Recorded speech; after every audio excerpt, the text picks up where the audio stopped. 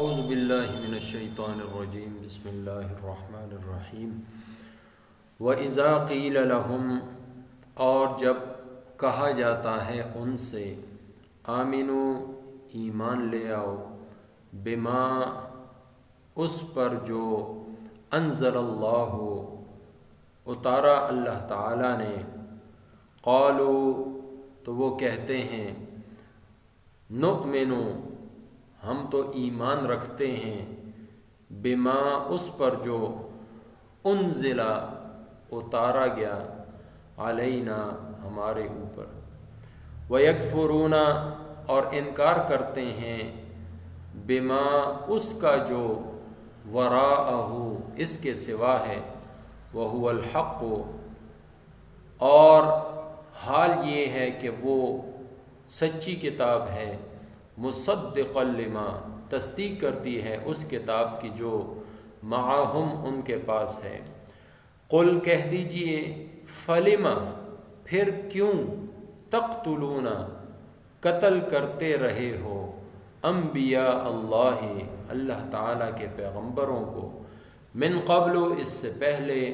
ان کنتم مؤمنین اگر تم ایمان رکھتے تھے وَلَقَدْ اور بے شک جاءکم آ چکے تمہارے پاس موسیٰ حضرت موسیٰ علیہ السلام بالبینات واضح معجزات کے ساتھ ثم پھر اتخذتم بنا لیا تم نے العجلہ ایک بچھڑا من بعدہ اس کے جانے کے بعد وَأَنْتُمْ ظَالِمُونَ اور تم ظالم ہو۔ سورہ بقرہ کے 11ویں رکوع کی یہ دو آیت ہیں، آیت نمبر 91 اور 92۔ اس سے گزشتہ آیات تک اللہ جل جلالہ نے افہام و تفہیم اور دعوت اور تبلیغ کے مختلف طریقے وہ بیان فرمائے کہ جن کے ذریعے بنی اسرائیل کو دعوت دی گئی کہ وہ راہ حق کو اپنا لے اور ہٹ درمی اور ضد کو چھوڑ دیں۔ اب اس کے بعد جو آیات آ رہی ہیں ان میں ان کے ایمان لانے سے مایوسی اور نا امیدی کا اظہار ہے، یعنی یہ وہ لوگ ہیں کہ جو اپنے اپنے دور میں اپنے پیغمبروں کے ساتھ ناانصافیاں کرتے رہے، ان کی بات نہ مانی، اور آج وہی کچھ ان کی اولاد محمد عربی صلی اللہ علیہ وسلم کے دور میں ان کے ساتھ اور ان کے صحابہ کے ساتھ کر رہی ہے۔ اللہ جل جلالہ فرماتے ہیں کہ ان کو جب دعوت دی جاتی ہے ایمان لانے کی کہ تم ایمان لے آؤ، مسلمان ہو جاؤ، اللہ رب العزت کے آخری نبی کو مان لو، اس پر نازل ہونے والی کتاب کو مان لو، ایمان لے آؤ، تو وہ کہتے ہیں کہ ہم تو ایماندار ہیں، ہم تو ایمان لا چکے ہیں اور ہمارا ایمان اپنی کتاب پر اور اپنے پیغمبر پر آج بھی ہے۔ ہاں یہ بات ہے کہ ان کے علاوہ جو پیغمبر ہیں یا ان پر نازل ہونے والی کوئی کتابیں ہیں ہم ان کو نہیں مانتے، یعنی ہم موسیٰ علیہ السلام کو مانتے ہیں، ان پر نازل شدہ کتاب تورات شریف پر ایمان لاتے ہیں، لیکن ان کے علاوہ اگر کوئی نبوت کا دعویٰ کرتا ہے تو ہم اس کو نہیں مانتے۔ چنانچہ نہ عیسیٰ علیہ السلام کو مانا اور نہ ہی ان کے بعد حضرت محمد صلی اللہ علیہ وسلم پر ایمان لائے۔ اب انہوں نے یہ جو دعویٰ کیا ہے کہ ہم تو ایمان رکھتے ہیں، اس کی تردید اب مختلف دلائل کے ساتھ اس آیت میں اور اس سے بعد آنے والی آیات میں کی جا رہی ہے۔ چنانچہ اللہ تعالیٰ فرماتے ہیں وَهُوَ الْحَقُّ، یعنی جس کتاب کو تم تورات کے علاوہ چھوڑ رہے ہو وہ اگرچہ حق ہے، سچ ہے، حقیقت ہے، اللہ تعالیٰ کی طرف سے نازل شدہ ہے، پھر بھی تم اس کو نہیں مانتے، یعنی اس کو تم پہچان بھی چکے ہو کہ وہ حق ہے، وہ سچ ہے، تو اس کا معنی یہ ہے کہ تم اپنے دعوی ایمانی میں سچے نہیں ہو۔ یہ تو وہ کتاب ہے کہ جس کی بشارت اور جس کے نزول کی طرف اشارات تورات شریف میں موجود تھے، تو تم گویا اس پر ایمان نہ لا کر اپنی اس کتاب کے حکم کو بھی نہیں مان رہے، تو اس لیے تمہارا نبوت کا جو دعویٰ ہے یہ جھوٹا ہے۔ دوسرے نمبر پر تردید یوں کی جا رہی ہے، مصدقا لما معہ، یہ جو کتاب ہے اس نے تمہاری کتاب کو غلط تو نہیں کہا۔ قرآن کریم نے، فرقان حمید نے تورات کو اللہ کی کتاب، اللہ کی طرف سے نازل شدہ احکامات کا مجموعہ اور موسیٰ علیہ السلام کی طرف بھیجے جانے والی کتاب کا تذکرہ کیا ہے، اس کی تصدیق کی ہے کہ وہ واقعی من جانب اللہ تھی، وہ موسیٰ علیہ السلام نے یا کسی اور نے اپنی طرف سے نہیں بنائی تھی، بلکہ بنی اسرائیل کو اللہ تعالیٰ نے موسیٰ علیہ السلام کے توسط سے یہ اونچی اور معتبر کتاب اور رہنمائی تورات شریف کی شکل میں دی تھی۔ تو اس کا مطلب یہ ہے کہ تم اس کتاب کو نہ مان کر اپنی اس کتاب کا انکار کر رہے ہیں۔ یہ کتاب تمہاری کتاب کو صحیح کہہ رہی ہے اور تم اس کتاب کو غلط کہہ کر گویا اس کے اس دعوے کی بھی تردید کر رہے ہو، تو اس کا معنی یہ ہوا کہ تم اپنی کتاب پر بھی ایمان نہیں رکھتے۔ اچھا، تیسری تردید اسی آیت میں اللہ تعالیٰ فرماتے ہیں، قُلْ فَلِمَ تَقْتُلُونَ أَنْبِيَاءَ اللَّهِ مِنْ قَبْلُ۔ موسیٰ اور ہارون علیہ السلام کا زمانہ گزرتا ہے، یوشع بن نون آتے ہیں، باقی پیغمبر آتے ہیں، شریعت موسیٰ علیہ السلام کی، کتاب موسیٰ علیہ السلام کی، اور اس کی دعوت دینے والے مختلف پیغمبر، مختلف انبیاء بعد میں آتے ہیں، تو فَلِمَ تَقْتُلُونَ أَنْبِيَاءَ اللَّهِ، وہ لوگ تو تمہاری ہی کتاب کی دعوت دینے کے لیے آئے تھے اور اسی کی طرف بلاتے تھے، اسی پر ایمان لانے کا تمہیں حکم دیتے تھے، پھر تم نے ان کو قتل کیوں کیا؟ حضرت زکریا علیہ السلام کو کیوں قتل کیا؟ سیدنا یحییٰ علیہ السلام کو کیوں شہید کیا؟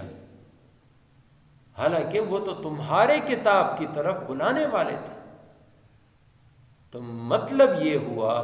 کہ تمہارا اپنی کتاب کے اوپر بھی ایمان سچا اور سچا نہیں تھا۔ یہ آج جو تم دعوے کر رہے ہو یہ جھوٹے ہیں۔ تمہارے آباء و اجداد نے پیغمبروں کو ستایا، ان کی تعلیمات کو ٹھکرایا اور ان کے طریقوں سے منہ موڑا۔ آج تم کس منہ سے کہہ رہے ہو کہ ہم اس پر ایمان رکھنے والے ہیں؟ ایمان والے ہوتے تو اس حق کتاب کو تم مانتے، اس کی تصدیق کو تم مانتے،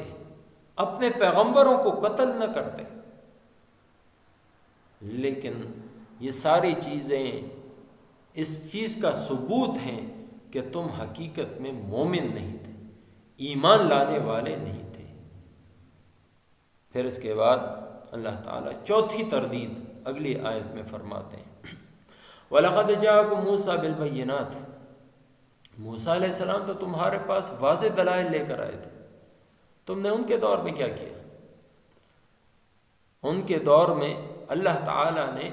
9 مختلف معجزات تمہیں دکھائے۔ سمندر کا چر جانا تم نے اپنی آنکھوں سے دیکھا، لکڑی کا، عصا کا اژدہا بن جانا تم نے اپنی آنکھوں سے دیکھا، ہاتھ کا سورج سے زیادہ روشن ہو جانا تم نے اپنی آنکھوں سے دیکھا، مینڈک کا عذاب، جوؤں کا عذاب، خون کا عذاب، یہ ساری چیزیں تم نے اپنی آنکھوں سے دیکھی۔ پھر اس کے بعد وہ نعمتیں، صحرا کے اندر پتھر سے چشموں کا پھوٹنا تم نے دیکھا، صحرا کے اندر گرم تپتی ہوئی ریت پر، ریگستان میں بادل کا سایہ تم نے اپنی آنکھوں سے دیکھا، آسمان سے کھانوں کا اترنا تم نے دیکھا۔ یہ سارے کے سارے واضح دلائل موسیٰ علیہ السلام کے ساتھ دنیا میں آئے، تم نے دیکھا، لیکن اتخذتم العجل من بعدہ، وہ 30-40 دنوں کے لیے کوہ طور پر کیا گئے کہ تم نے ان کے پیچھے ایک بچھڑے کو معبود بنا لیا۔ مطلب یہ ہے کہ تم موسیٰ علیہ السلام کے وفادار بھی نہ تھے، موسیٰ علیہ السلام کی تعلیمات کو ٹھکرانے والے تھے، موسیٰ علیہ السلام کے معجزات کو دیکھنے کے باوجود اس پر ایمان لانے والے نہ تھے۔ اللہ تعالیٰ فرماتے ہیں وَأَنْتُمْ ظَالِمُونَ، تم نے ظلم کیا۔ ظالم، سب سے بڑا ظالم شرک کرنے والا ہے، اور انہوں نے شرک کیا تھا، یعنی وَأَنْتُمْ مُشْرِكُونَ، تم لوگوں نے بچھڑے کو معبود بنا کر شرک جیسا عظیم گناہ کیا تھا۔ یہ اس دور میں کہ جس دور میں موسیٰ علیہ السلام تھے، ہارون علیہ السلام تھے۔ موسیٰ علیہ السلام چند دنوں کے لیے گئے، ہارون علیہ السلام تو موجود تھے، لیکن پھر بھی تم نے اپنے انبیاء کے ساتھ کیسا رویہ اپنایا۔ تو جب